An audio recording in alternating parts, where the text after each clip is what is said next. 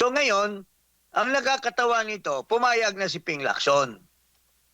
Oh. Eh biglang nakialam itong Iskol Bukol na senator. Na, i-present mo muna yan doon sa Kwan. I-present mo muna yan doon sa Committee on Rules. Dapat sana mag-inhibit ito si Iskol Bukol senator. Very Itong obvious. Senate President kasi may 5 malita siya allegedly na Correct. dapat they should not have made a comment. Pinabayaan niya yung chairman ng Blue Ribbon Committee na pumayag ng ipatawag yung 18 Marines. Biglang ito si Iskol Bukol Soto place a monkey wrench on Lacson's resolve to call for a hearing of the 18 Marines. Parang nakakatawa ito. Tom, ano bang tawag diyan? Kids and Jammer Kids ba yan? Itong dalawang... Tom and Jerry. Dumb and Dumber. Dumb and Dumber. Yeah. Ma'am Lorraine, your take on Parang that. silang dalawang magkasabwat itong magkasabwat. Senate President at saka itong pro tempore senator, di ba? Ma'am Lorraine, Yeah, yung tanong ko po, baka gusto mo magbigay ka ng opinion din doon sa sumalpok na posisyon sa Senado kahapon, 2 araw na magkakasunod na ito, Ma'am Lorraine. mula nung naglumabas yung 18 na soldiers, I'm just having fun. I'm so amused, I'm so entertained by how these people na pinangalanan dyan sa document na yan, how they're responding, no? And the most entertaining to me, no, apart from Trililing, is this two Dumb and Dumber, no? Halatang halata kasi if this were in another country, no, that's more civilized, who doesn't have a drug addict president na magnanakaw that they're trying to protect, the first thing you should have done was to inhibit yourself from any investigation. And this Ping Lacson, this Pinky, should have resigned right away as head of the Blue Ribbon. Kung talagang kung matinong bansa ito, kaso hindi. And they are there for very good reasons, for very clear reasons, which is to defend and protect the Mandarambong, which turns out to be not just pala the Mandarambong, but even themselves, no? They have to protect themselves. This is already an existential threat, no? Na talagang yung buhay na nila yung pinaglalaban nila dyan, which is to me very amusing when I listen to them, kasi parang they minimize it, they ignore it, di ba? It's like catching your wife in bed with another man and pretending that you didn't see it, di ba? And then it's just they just go on and on. Kaya nakakatawa what this guy is doing, but I see why. I understand why. We understand. The Filipino people understand why. And all the more that they do this, all the more they dig a deeper hole for themselves. But I don't think there's a way out for them anymore. I think this Ping Lacson and everybody there in that document, wala na, tapos na sila. Alam na ng Pilipino magnanakaw kayo. Okay? Kasi kung yung sinabi nga nung mga soldiers ay nagmamatch sa sinabi ni Zaldico, na sinabi ni Gutesa, na sinabi ni Toby Chanco, na sinabi ni Zaldico, na hindi naman sila nag-uusap-usap.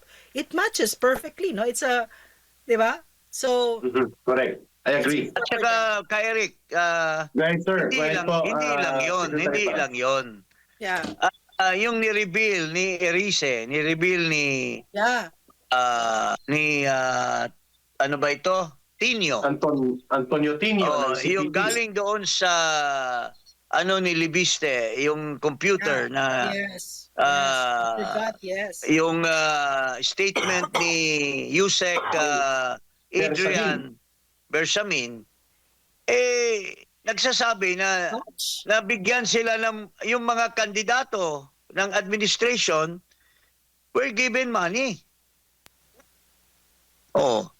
So, during the campaign, maliban doon sa binigay doon kay Andrew E. na 68 million daw, nagbigay din ng allocation sa mga candidates for senator. Tama. So, kung patawag nila si Adrian, baka ma-identify yung mga senador na kandidato doon sa administration. So that's also another fact na hindi niya pinatawag si Adrian Bersamin, which was mentioned by Marcoleta.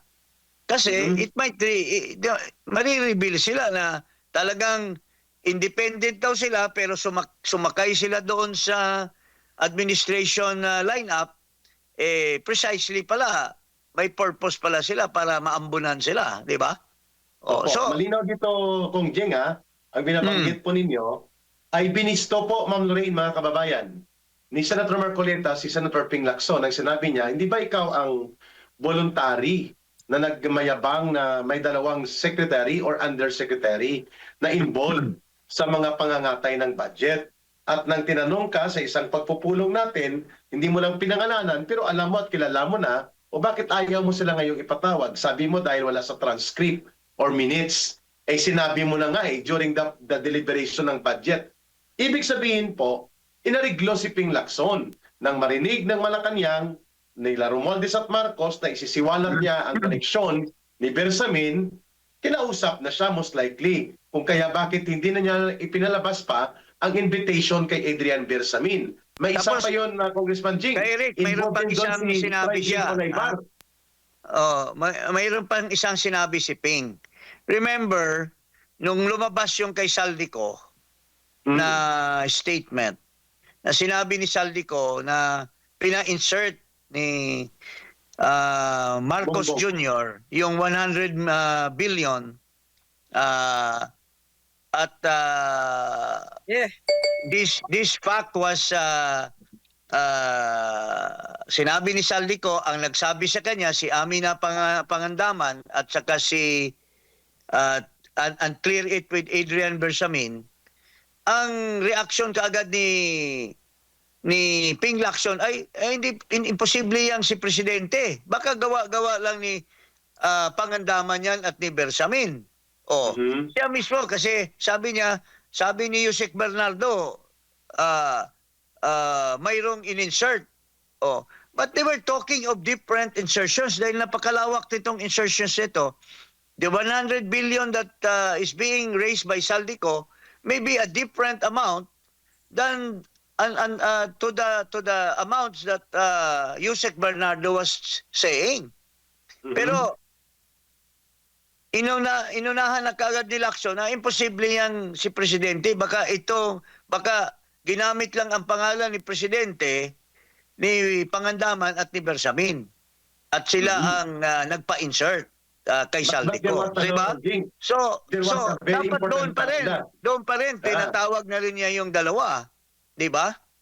Opo. And there was an important fact to that, Ma'am Lorraine, Congressman Jing, na inamin ni Ping Lacson na mayroong 100 billion na umiiral na insertion as revealed by Saldico. At nadulas po siya doon. Connect na ito. Connect na. Inamin niya, yan nandito nga, may 100 billion.